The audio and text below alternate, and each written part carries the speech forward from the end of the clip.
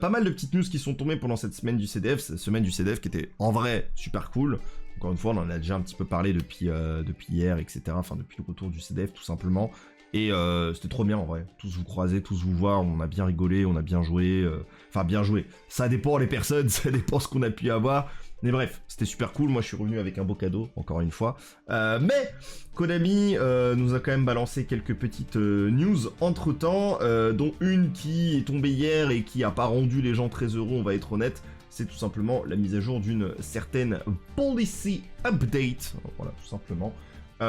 Avec du coup des nouvelles règles à appliquer lors des prochains tournois. Et on va en discuter un petit peu, parce que je pense qu'il y a pas mal de choses à dire là-dessus. Ça indique que à partir de maintenant, on va détailler un petit peu plus tard sur le type de tournoi que ça va concerner, parce que ça concerne pas tous les tournois. On va pouvoir utiliser uniquement des playmats officiels de Konami, ainsi que des sleeves officiels de Konami, et aussi des sleeves qui sont soit les sleeves classiques qu'on utilise, hein, donc par exemple des sleeves à couleur unie, ou des sleeves officiels.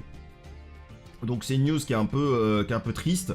On va pas, voilà, si vraiment vous voulez tout lire, vous avez tout ici. La raison principale pour laquelle ils essayent de mettre ça en place, je pense qu'on l'a tous plus ou moins compris, c'est pour essayer de lutter contre les sleeves qu'on pourrait qualifier de dégénératives, si vous voyez ce que je veux dire. Mais en vrai, je comprends tout à fait le move de Konami. En revanche, comme d'habitude, c'est toujours, c'est soit pas assez, soit trop. Là, clairement, on est dans la colonne du trop. Et effectivement, je trouve ça super dommage qu'on se retrouve à ne pas pouvoir profiter de nos playmats. Alors, moi, par exemple, je suis pas ultra giga concerné parce que j'utilise très souvent des trucs assez officiels en vrai. Hein. Alors, le tapis Minerva, même avant, j'utilisais souvent des tapis qui étaient un peu officiels.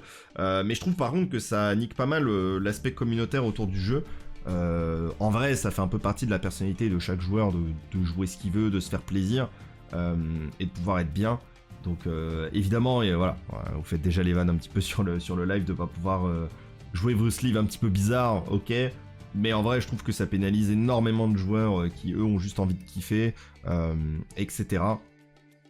Donc effectivement, je trouve ça super dommage. On n'en parle pas assez. En tout cas, j'ai pas vu assez de gens en parler, mais je trouve que ça tue aussi pas mal tout ce qui est pas les boutiques elles-mêmes, mais en tout cas tout ce qui est artisan, toutes les personnes qui justement vous permettent de créer toutes ces sleeves un petit peu différentes, les oversleeves aussi, ça c'est pas oublié aussi, que ce soit les oversleeves, que ce soit des playmats un petit peu spéciaux, que ce soit même des récompenses de certains tournois qui sont pas des tournois officiels Konami, mais qui restent des récompenses. Moi-même, hein, on a fait les tournois du cross format et j'ai offert des playmats destinés à ces champions. Et ils ont pas pu profiter énormément de leur tapis, et c'est dommage qu'ils puissent pas se mettre bien, du coup. Donc c'est un peu triste, pour le coup. Honnêtement, je comprends tout à fait la volonté de Konami de vouloir affronter ça, mais derrière, je pense que toute la bad hit, elle est un petit peu méritée. Après, encore une fois, on n'oublie pas, parce que ça, c'est là-dessus où les gens se posent un petit peu les questions, donc c'est un peu flou. Pour certaines personnes, parce que voilà, des personnes demandent est-ce que ça marche pour un local, est-ce que c'est pour quel type de tournoi, machin. Pour l'instant, sur les informations qu'on a, il s'agit uniquement des tournois continentaux, en fait. Donc tout ce qui va être justement championnat d'Europe, et pour l'instant championnat en Océanie, enfin le championnat d'Océanie du coup. Donc c'est vraiment pour les très gros tournois. Maintenant, ça veut pas dire que sur le très long terme, on n'ait pas justement une évolution de ces règles et qu'elles ne s'appliquent pas sur le reste du monde et le reste de tous les petits tournois. Je pense qu'en local, ça n'arrivera jamais, parce que tu peux juste pas vérifier partout. Et moi, je connais plein de locales où il n'y a pas d'arbitre spécifiquement. Donc c'est un petit peu compliqué. En revanche, bon, je trouve que c'est... En fait, voilà, faut voir où est-ce que ça va. Là, c'est pour des tournois très spécifiques dans lesquels la majorité d'entre nous, on va pas y aller. Donc c'est genre 1-2 tournois très spéciaux. Je suis ok. Mais à côté, il faut se dire, bon, la porte a été ouverte. Donc faut voir jusqu'où ça va aller. Donc moi, je comprends le drama, parce qu'il y a des gens qui ont acheté des trucs assez chers. Par exemple, pour vous donner un exemple, moi, il n'y a pas si longtemps, alors ça fait maintenant quelques mois déjà, j'ai acheté une deckbox spéciale. Une deckbox pour Lightsworn en gros tout simplement. Elle n'a pas encore été finie d'être fabriquée, elle va m'être envoyée d'ici d'ici l'été. En vrai, imaginez que la règle d'ici là elle change et qu'elle dit que j'ai plus le droit de jouer alors qu'elle a rien de problématique, hein, c'est juste un dragon de jugement qui est sur la deckbox. Ça va me casser les couilles parce que ça m'a pas coûté 2 €. et parce que j'avais envie de l'utiliser, j'avais envie de me faire kiffer avec, et du coup je trouve ça super dommage de devoir payer ce prix-là, voilà. Donc pour l'instant les deckbox sont pas concernés, hein, c'est que les sleeves et les playmats. En revanche, bah faut quand même s'y préparer. En fait, tu vois, c'est tout bête. Mais vu que la règle elle est tombée, bah moi je vais être sincère, ça me donne pas envie d'acheter des deckbox, ça me donne pas envie d'acheter des playmats, outre que ce qui est déjà officiel ou ce qui existe déjà, parce que bah tu te dis, bah imagine en fait d'ici un an il y a un changement. Ça va un petit peu me casser les couilles. Et le problème aussi, c'est que ok c'est mignon, mais bon, à côté, vu que Konami sort très peu de... Moi je trouve qu'il sort très peu d'accessoires dans cet axe-là, contrairement à l'OCG par exemple, bah, je trouve ça un peu particulier, parce que bon, c'est quoi l'idée? C'est qu'on devienne tous des clones, enfin, ça fait un peu bizarre quoi. donc ouais, je trouve ça un peu triste. Donc voilà, c'est pas trop visible en stream. Alors, en stream, de toute façon, ils te fournissent toujours le matériel, tu vas pas jouer ton playmat en stream. Jamais, ça n'arrive jamais, ils ont déjà le setup qui est installé, toi tu ranges tes affaires, juste tu sors ton deck et puis c'est tout, tu te fais plaisir. Mais c'est clair que c'est dommage, ça enlève un peu la personnalité de chacun, parce que je pense qu'on a chacun nos petits plaisirs, nos petits kiffs, et je trouve ça vraiment dommage de juste pas pouvoir apprécier et pimper un peu nos decks, quoi. Enfin c'est un peu nos skins, quoi, donc je trouve ça un peu dommage. C'est peut-être pour en sortir qu'ils font ça. En vrai, s'ils en sortaient, ça marcherait très bien. Ce qui fait que ça marche pas trop, moi je considère, c'est que bah, c'est des trucs qui touchent pas grand monde, et les designs sont pas toujours au max.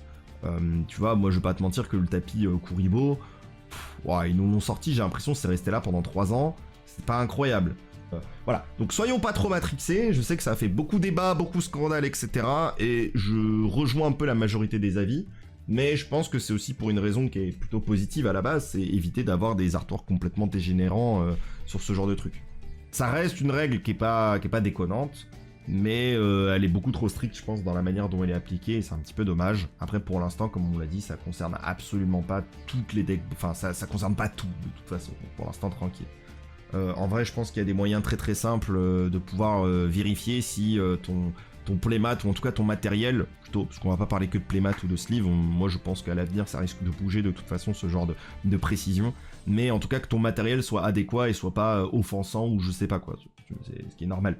Je veux dire, on est là en train de parler de trucs dégénératifs, mais bon, on sait jamais, un gars il peut arriver avec un symbole des années 40, pas fou non plus, tu vois. Je pense que si lui aujourd'hui il arrive avant que cette règle elle arrivait, je pense qu'il se faisait strike aussi, il avait pas grand chose à dire, vous voyez ce que je veux dire?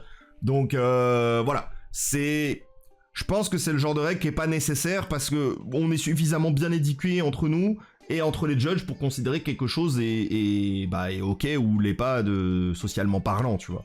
Et je pense que ça va. En vrai, moi j'ai toujours été d'avis que ce genre de truc c'est de l'avis du judge, quoi. Le judge il passe, il considère que t'as un truc de zinzin, bah t'as un truc de zinzin, c'est ciao, tu vois. Et à la limite, tu vois, si t'es pas d'accord et que tu contestes, t'appelles un autre judge, et s'il y a 3 judges qui sont d'accord, ou 2, ou 3, enfin tu vois, peu importe, bah allez, c'est ciao, tu vois, tu ranges tes affaires et t'en prends une autre. Donc voilà. Bref, ça c'est mon point de vue. Je trouve ça un peu dommage, en tout cas, la manière dont c'est mis en place, parce que justement, c'est très... on est vraiment sur un truc très limitatif, quoi. On est vraiment en mode, ok, bah on met plus rien, alors qu'en vrai, je pense qu'il y a certains tapis qui font vraiment de mal à personne, t'as des tapis très rigolos.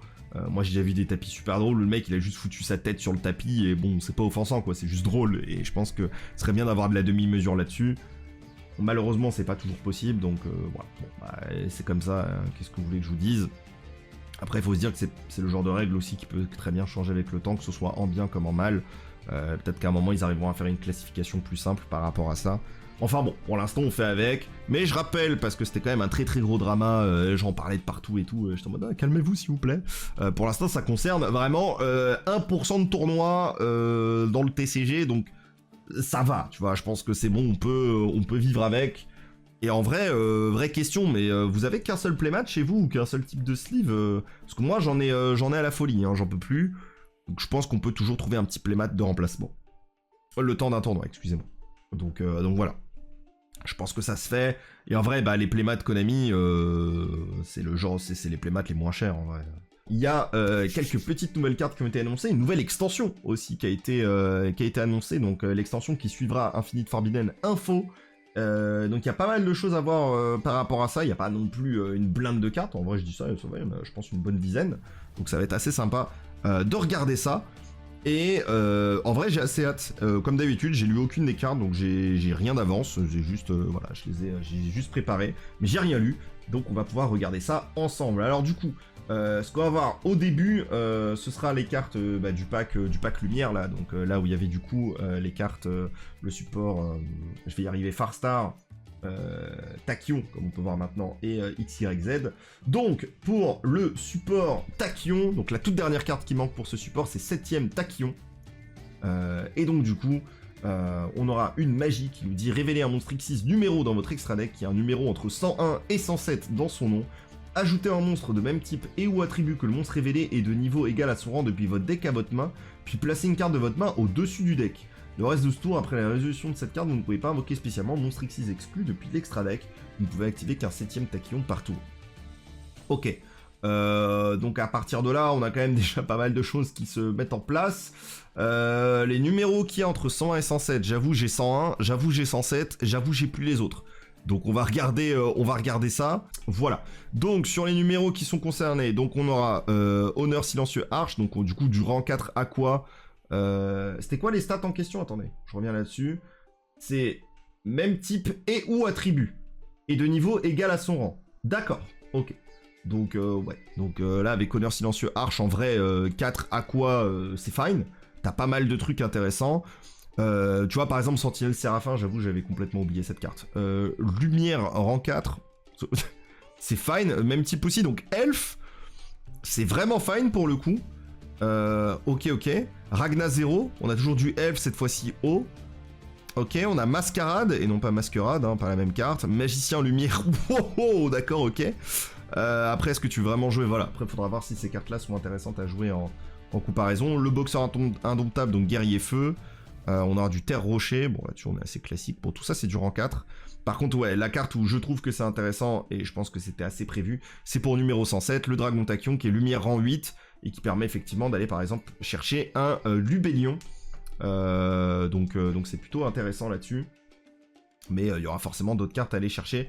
En vrai c'est le genre de carte qui me fait penser un peu à Small World, quoi. Il va falloir réfléchir, bon peut-être pas autant, mais qui va te demander de te poser un petit peu et de regarder toutes les cartes Yu-Gi-Oh! Et de voir lesquelles sont intéressantes par rapport à ça. Donc du coup pour l'instant on sait que ça prend soit que des level 4 ou des level 8 pour le 107. Du coup pour 107 c'est soit du level 8 dragon ou du level 8 lumière. Donc en vrai tu peux aller chercher un peu ce que tu veux, c'est quand même une grosse dinguerie. Faut juste faire attention parce que bah, t'es quand même lock en Xyz. Et je pense qu'en vrai la carte est extrêmement bonne. Mais je pense qu'elle est équilibrée, parce que en vrai, tous les monstres sont pas non plus broken, les monstres numéros, enfin, en vrai, tu prends une place de l'extra deck pour ça. Donc ouais, évidemment, quand tu vois une carte comme ça, tu te dis, il y a sûrement des FTK qui sont faisables avec ça, il y a sûrement plein de trucs qui sont faisables, c'est clair, mais en tout cas, c'est un design qui est sympathique, en vrai, moi j'aime bien la carte.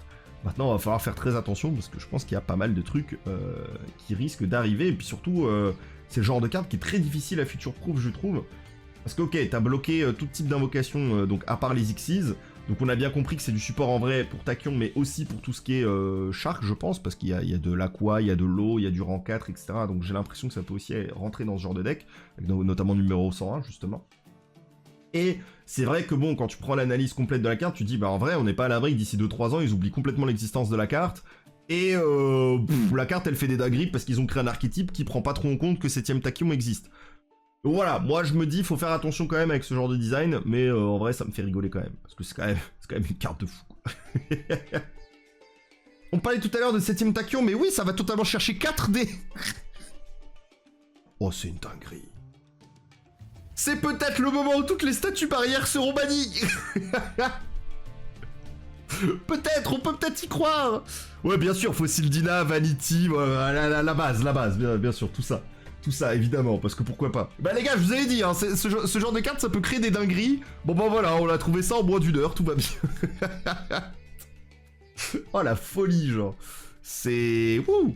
Bon bref, peut-être le moment est-il venu de dégager toutes ces petites statues barrières.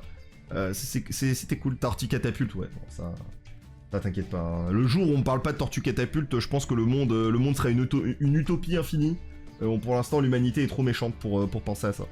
Et ensuite, on a le deck XYZ du coup de Kaiba qui reçoit un piège, charge d'énergie A à Z, qui est un piège normal, et qui te dit lorsque votre adversaire active une carte ou un effet, piochez un nombre de cartes égal au nombre de monstres fusion lumière machine de minimum niveau 8 que vous contrôlez. Ah oui, d'accord, ok. Durant votre stand-by phase, vous pouvez bannir cette carte depuis votre cimetière, mélanger max 6 de vos monstres lumière machine bannis à un monstre union inclus dans le deck. Vous pouvez utiliser chaque effet de charge d'énergie A à Z qu'une fois par tour. Alors, sur les monstres fusion lumière machine de minimum niveau 8 qu'on contrôle, et même en général, hein, les lumières machines, moi je vois uniquement les cyberdragons, Mekaba, y a qui d'autre qu'on rate actuellement? Je pense que c'est tout, hein. Je pense que ce sont les seuls, donc ça doit faire quoi, une dizaine de monstres à tout péter? En vrai, bon, ils ont fait attention quand même, donc c'est niveau 8. Je suis en train de vous faire le tri là, comme ça vous avez un petit peu tout. Et effectivement, il n'y a que 10 cartes qui correspondent à cette description. Donc en vrai, c'est plutôt rassurant. Donc on va avoir le dragon ABC, le canon briseur, dragon catapulte. Bon, voilà, tu vois, et les cartes, je sais pas si elles seront vraiment jouées, tu vois. Mais dragon cyber éternité, le jumelé, l'ultime. Euphoroïde, putain, je l'avais complètement oublié. Et Mekaba. Ok, donc j'étais bon sur les monstres. Donc effectivement. Donc voilà, parce qu'on rappelle, c'est que les fusions, hein, pas les autres. Donc ça fait 10 monstres uniquement. Ça va, je pense qu'ils ont réussi à faire attention et je pense qu'ils font gaffe au future proof avec les machines lumière. Donc c'est fine. C'est quand même un effet de zinzin, c'est-à-dire si t'arrives à avoir, en vrai, si t'arrives à avoir une ou deux fusions ou trois, bon vas-y, tu draw 3, tu te régales. C'est assez dingue. En fait, c'est un effet de fou. Mais après, ça va, c'est un piège, donc c'est assez lent. Très sincèrement, là, comme ça, de tête, je sais pas si c'est une carte qui est tutorisable. Si elle est pas tutorisable, ça réduit drastiquement sa puissance, je pense. Par contre, voilà, l'effet... même l'effet de stand-by, quand elle est dans le cimetière, c'est intéressant aussi. Tu peux remélanger ton truc, mais ça te fait pas draw derrière. Donc, je sais pas si le deck aura vraiment besoin de soi, très, très sincèrement. Voilà, donc ça c'était les dernières cartes du dernier Duelist Pack. Ensuite, on a Animation Chronicle qui rajoute des cartes supplémentaires et on en aura donc 2. On va commencer par la 16, on fait la 15 après. Vous comprendrez juste après pourquoi. Donc on aura la poupée truquée Chevalier démoniaque qui est une nouvelle gimmick puppet. Vous le savez, j'adore cet archétype et vous aussi. Tout à fait, vraiment, on en est très très fan, très heureux de voir du support de cet archétype. Franchement, je suis très très très très très content. C'est une régalade absolue. On n'en peut plus. Bref, on va la lire, on va voir un petit peu ce que ça donne. Alors, Ténèbres niveau 4, machine, 1800 d'attaque et 500 de défense.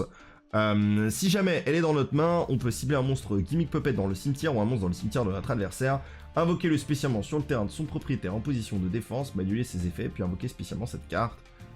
Super, c'est génial. Si cette carte est envoyée au cimetière, sauf depuis la main, vous pouvez l'ajouter à votre main. Utiliser chaque effet de poupée truquée chevalier démoniaque une fois par tour. Tu peux pas invoquer spécialement de monstre poupée truquée exclu depuis l'extra deck le tour où tu actives un effet de cette carte. Ok. Voilà, mais après moi vous savez ce que je pense de Gimmick Puppet. C'est un deck avec lequel je n'ai absolument aucune affinité, aucun amour. Et je souhaite vraiment pas que le deck soit bon de base. Et bon, je pense... sera peut-être un peu tard pour ça, il faudra voir sur place lorsqu'Info sortira, parce que je rappelle que les premières gimmick puppets qui reviendront, ce sera via Info. Après, en vrai, ça se trouve que les cartes de Animation Chronicle finissent dans nos exclus TCG à nous, comme ça a déjà eu lieu avec justement LEDE. Donc peut-être que ce sera là. Pour le coup, j'ai pas l'impression que ce soit une carte exceptionnelle. Ça demande quand même un minimum de setup. Mais ça simplifie quand même pas mal de choses pour le deck, j'ai l'impression. Donc c'est pas non plus dégueu quoi. Donc ouais, mais pas la carte. Je suis d'accord. Je suis pas très fan de la carte non plus. Et ouais, je pense clairement que ce sera une one-off parce qu'en fait c'est pas un starter. Mais par contre clairement elle peut faire des trucs. Donc voilà, ce sera fine. Après, comme je vous l'ai déjà dit, je suis pas un expert de gimmick puppet. Moi, à partir du moment où le deck il a dit, bah tiens, je te FTK et t'as rien le droit de dire, bah j'avoue, j'ai un petit peu arrêté de lire. Donc bon, le simple fait qu'ils aient accès à une carte supplémentaire pour peut-être mettre en place ce genre de projet, j'avoue, moi, ça m'a pas trop excité. Je suis pas fan, déjà de base. Je pense que pour équilibrer un peu la carte, j'aurais quand même fait en sorte que si jamais tu spé le monstre de l'adversaire sur son terrain, il a accès à ses effets. Comme ça, au bout d'un moment, bon, apprends à jouer avec ton adversaire aussi. Mais bon, ça après, c'est une autre histoire, tu vois. Moi, je me dis, en vrai, tu veux spé mon monstre, bah, t'assumes le fait qu'il ait des effets maintenant, mon monstre. Mais bon, bref, c'est une autre histoire, voilà. Parce que bon, si c'est ça, sinon t'invoques un jeton et puis on n'en parle plus. Hein, enfin bref. Excusez-moi, c'est un autre problème. Et puis, encore une fois, les gars, vous avez tout à fait le droit d'aimer cet archétype. Surtout parce que bah, c'est un archétype qui apparaît dans l'animé, etc. Donc moi je comprends tout à fait que vous soyez attaché à ce genre d'archétype. Mais bon, moi quand je prends en compte uniquement le TCG sur ce genre d'évaluation, j'avoue que moi j'aimais bien le fait qu'il reste dans l'animé, tu vois, ça me dérangeait pas. Bref, et ensuite on va parler de requin Cooper, parce que il faut croire qu'il n'arrivera pas tout seul. Et effectivement, voilà, on va avoir pas mal de supports requins. Et requin Cooper qui arrive un petit peu tout seul dans Animation Chronicle, mais qui sera pas mal accompagné pour la prochaine extension dont on va parler juste après. Donc requin Cooper au niveau 5, poisson, 0 d'attaque, 2000 de défense. Les requins qui ressemblent de moins en moins à requins, hein. Il faut être tout à fait honnête, hein. Konami, n'hésitez pas à aller vadrouiller en mer, je vous assure ça vous ferait du bien. Lorsqu'un monstre que vous contrôlez et aucune autre carte est ciblée avec une attaque ou par un effet de carte et que cette carte est dans votre main au cimetière, effet rapide, vous pouvez sacrifier le monstre, invoquer spécialement cette carte. Ok, si cette carte est invoquée spécialement, vous pouvez activer cet effet, ajouter un monstre haut, sauf requin Cooper bien sûr, depuis votre cimetière à votre main. Durant la end phase de ce tour. Oula, ouais. Ok, tu peux utiliser chaque effet de requin Cooper qu'une fois par tour. En vrai de vrai, le premier effet, c'est pas un mauvais effet, je trouve. En gros, t'invoques ton starter se fait imperm, il est target, du coup requin Cooper est dans ta main, tu tributes le monstre, tu spé, le monstre peut pas être... Enfin, n'est plus target, la imperm passe pas, donc c'est un dodge d'imperm de Veiler et de choses comme ça. C'est pas dégueu. Pour les attaques, je pense que c'est infiniment plus situationnel, mais c'est le genre de carte qui est pas dégueu. Après, c'est un peu dommage quand même que son invocation spéciale fasse un... Après, c'est un tuto de fou, hein, il faut être tout à fait honnête. Mais ça permet d'aller récupérer un autre monstre, etc. depuis ton... Enfin, c'est un tuto. Depuis le cimetière. Ok. Mais je trouve ça fine, en vrai. Je trouve que c'est pas une carte... c'est pas la fin des temps, tu vois. Et je trouve que c'est un peu trop peur des end-traps qui, justement, ont tendance à target et tout. Je pense que c'est une carte que tu peux totalement envisager. Ça me fait un peu penser à, tu vois, des icônes ou des trucs comme ça où tu vas jouer ça et en même temps, bon, tu disruptes un peu l'adversaire. Bah là, c'est un peu le walk mystique, quoi. donc non, j'aime bien, c'est ok, c'est fine. C'est pas la carte la plus forte du monde, hein, clairement. Mais c'est ok, en vrai. Je trouve que c'est sympathique, ça tribute en cost, donc c'est fine. Je pense que, voilà, s'il était invoqué spécialement et que son effet disait qu'il pouvait se transformer en niveau 4 ou effectivement en niveau 3, ça aurait pu effectivement être mieux. À la limite, tu vois, si tu voulais équilibrer un peu cet effet, tu disais en fonction du monstre que t'as sacrifié, il prend son niveau, par exemple, tu vois. Ça aurait pu être trop bien, en vrai, ça aurait été une dinguerie. Je pense que ça aurait été super cool. Bon, ils ont pas pris ce choix-là, c'est comme ça, on peut pas y faire grand-chose. Mais voilà, en tout cas, l'effort est là, je pense que c'est plutôt sympathique. Bon, et du coup, après info, une nouvelle extension qui nous attend, ce sera tout simplement Rage of the Abyss. Du coup, bon, bah, je pense que là-dessus, il n'y a pas trop de secret, hein, une extension qui mettra en avant un petit peu les requins, tout à fait, donc auront vraiment du vrai support, et du coup, l'extension, c'est officiel, aura comme nom Rota, ce qui est assez drôle, voilà, après info Rota, et ça c'est drôle, voilà, renfort de l'armée ne sera pas la seule carte qui sera nommée comme ça, enfin, la seule carte oui, mais ce sera pas le seul élément de Yu-Gi-Oh qu'on appellera comme ça. Après le feu, l'année de l'eau, peut-être, et du coup peut-être on aura un deck de structure basé sur les mermails, on sait pas. Moi en vrai j'espère, ce serait trop cool. Enfin bref, voilà, l'eau qui est un petit peu mis en avant suite à cette extension, en tout cas le booster est là, il est présent. Donc forcément on va avoir pas mal de support pour les requins qui ressemblent de moins en moins à des requins comme je vous le disais juste avant. Du coup, on va voir un petit peu ce qu'il y a, donc on va voir les grandes mâchoires surfaçantes. Qui du coup est un poisson à 1800 d'attaque et 300 de défense, niveau 4. Et oh, bah là j'ai pas trop besoin de vous le préciser, je pense. Cette carte est utilisée pour l'invocation X6 d'un monstre haut, elle peut être traitée comme un monstre de niveau 3 ou 5. On en revient un petit peu à ce qu'on disait juste avant. C'est fine, tu peux utiliser chacun des effets suivants de grande mâchoire surfaçante qu'une fois par tour. Durant ta main phase, si une carte magie a été activée ce tour, tu peux invoquer spécialement cette carte depuis ta main. Et aussi, tu ne peux pas invoquer spécialement monstre X6 exclu depuis l'extra deck le reste de ce tour. On est quand même sur la condition d'invocation la plus simple ever. Hein. C'est t'as activé une magie, let's go. C'est même pas obligé toi d'être celui qui a activé la magie. Donc c'est quand même une folie. Cette carte est invoquée normalement ou spécialement pour ajouter un monstre requin poisson depuis votre deck à votre main. Bah en vrai, j'ai l'impression que c'est pas une carte dégueu. Elle fait un peu tout ce que tu lui demandes. Hein. Tu peux l'aspect, même si tu la norme, elle fait ta tuto. C'est une excellente carte, je pense. Honnêtement, on va pas se dire qu'elle est mauvaise. Hein. Oui, clairement, elle toute seule, ça fait des one card combo. Donc ouais. Effectivement, c'est vraiment pas dégueu. On va continuer ensuite avec Draco Requin. Alors là, les gars, si vous voyez un requin, vous me dites... Moi, je vois Dragon Rose Noir qui a perdu des plumes, mais bon, bref. Draco Requin, du coup, qui est level 4 au 1400 d'attaque, 1050 de défense, parce que pourquoi pas. C'est un poisson, évidemment, et si elle ajoutait à notre main, sauf en la piochant, c'est un poplard, bien sûr, tout à fait, bien évidemment.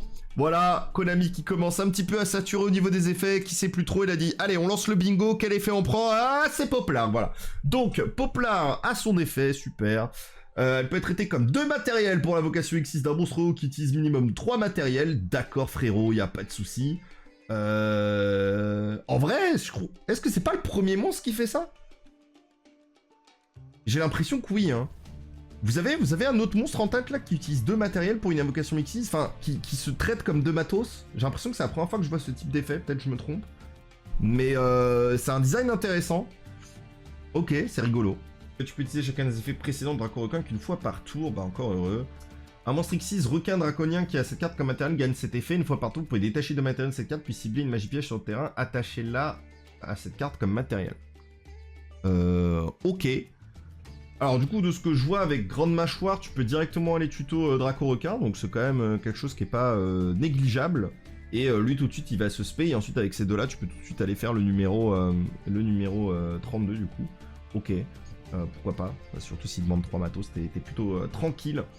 Et après par contre, bon, l'effet rajouté, je sais pas s'il est exceptionnel. Y a rien qui me vient en tête par rapport à ça, d'étage 2, cibler une magie piège sur le terrain, bon faut voir peut-être les magies pièges en question. Mais ok, c'est très très fine. Ouais, c'est une one-off, clairement, tu vas la tuto, tu vas aller la mettre au max x2, mais ça m'étonnerait.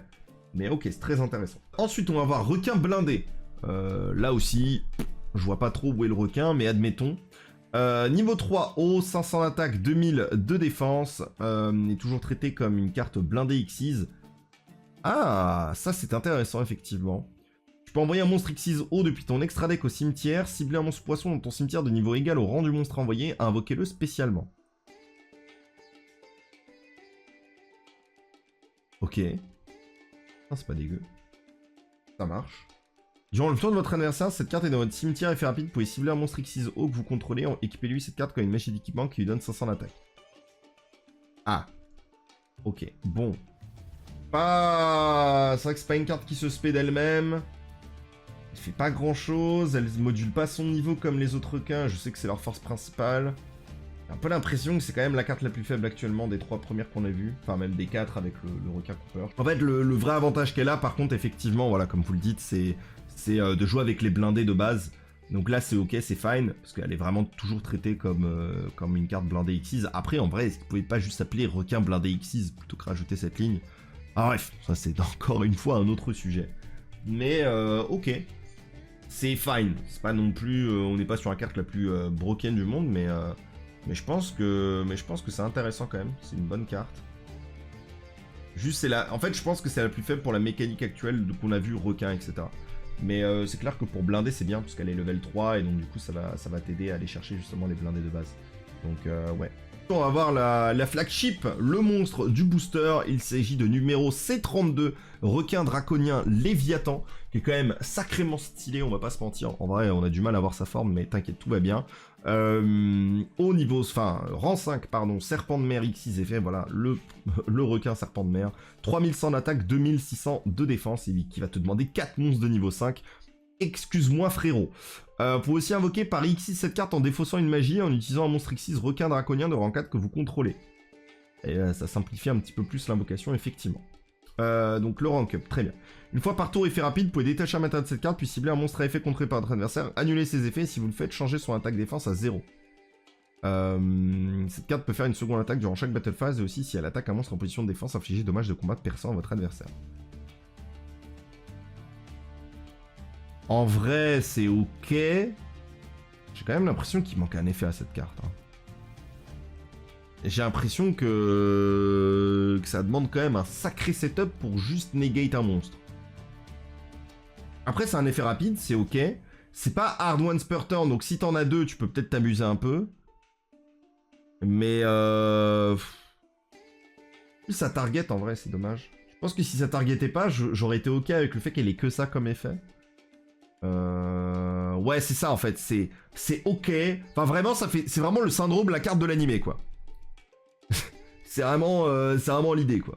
Après, discard une magie, voilà, on peut toujours tomber sur des magies qui peuvent être intéressantes, peut-être des magies rank up ou des trucs comme ça qui peuvent faire des trucs à la limite, pourquoi pas. Mais c'est vrai que ça fait quand même beaucoup pour juste ça, je trouve. De toute façon, on n'a pas fini, hein. Il y a des trucs à voir. En plus, on va avoir Dragon les Vertus. Ok, qui est un serpent de mer, pardon, qui s'appelle Dragon, mais c'est un serpent de mer. Rang 3, haut, 2000 d'attaque, 0 de défense. 2 monstres de niveau 3. Si elle est invoquée spécialement, tu peux ajouter un courant de vertu depuis ton deck à ta main. Puis tu peux activer un de ses effets. Détacher un matériel X d'un monstre que vous contrôlez. Ajouter un monstre poisson, serpent de mer ou aqua. Sauf lui-même, bien sûr, depuis votre cimetière à votre main. Ok. Ciblez 2 monstres X sur le terrain. Détachez un matériel de l'un d'eux et attachez-le à l'autre comme matériel. Oh, ça c'est intéressant par contre. En fait, ce que j'aime bien avec Dragon les Vertus, c'est que ça marche avec n'importe quel Xyz.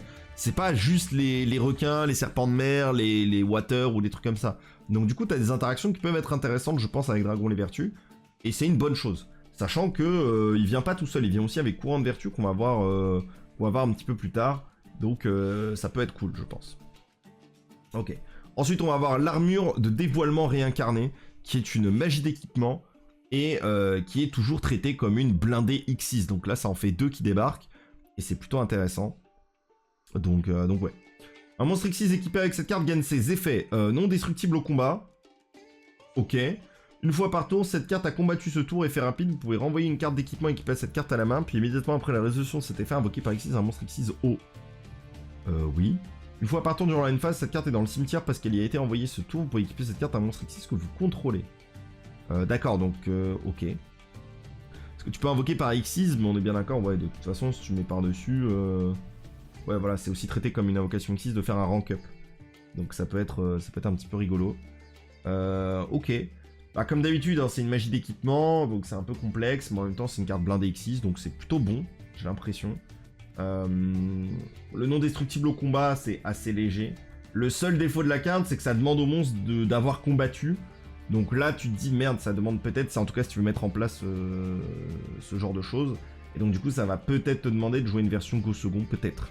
Peut-être que je me trompe, mais en tout cas, c'est là-dessus où ça me semble pouvoir aller. Après, ce que j'aime bien avec toutes les cartes qui sont annoncées, c'est que j'ai l'impression que ça t'offre énormément de choix. Peut-être qu'on va pas tout récupérer pour faire un deck requin.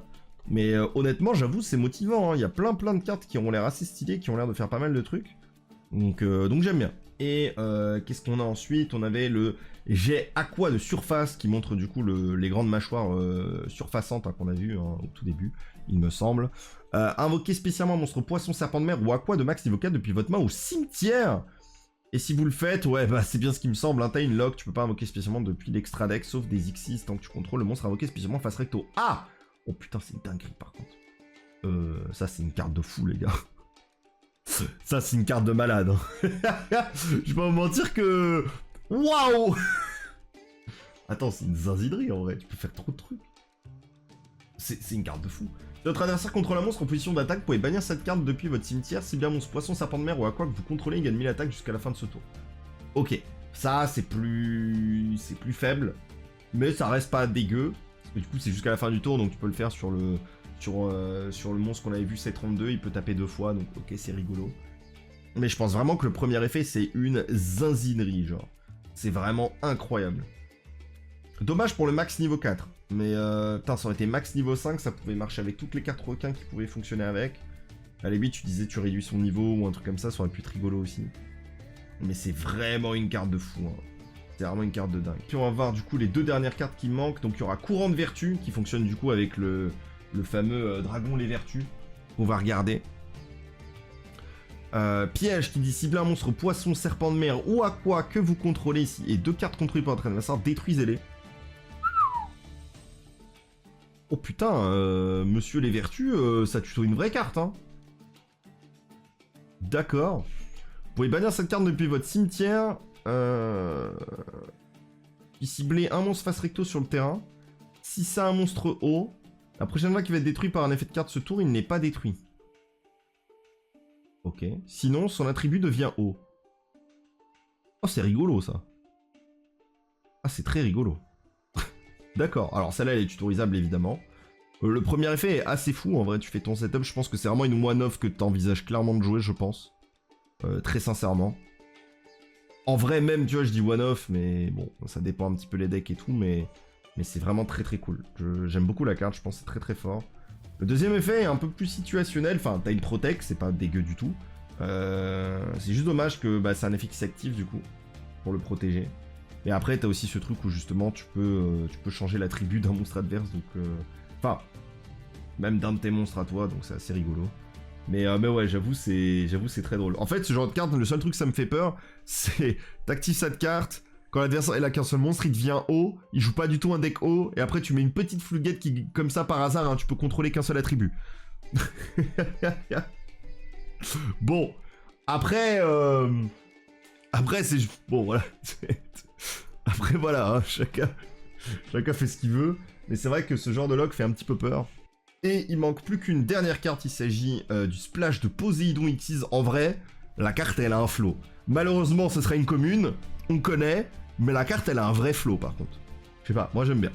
Alors, piège, si vous contrôlez un monstre Xyz qui a un monstre Xyz comme matériel, faut procéder de l'information quoi, mais tout va bien pour l'instant. Déclarez un attribut de monstre sur le terrain, détruisez tous les monstres de cet attribut sur le terrain qui ne sont pas équipés avec une magie d'équipement.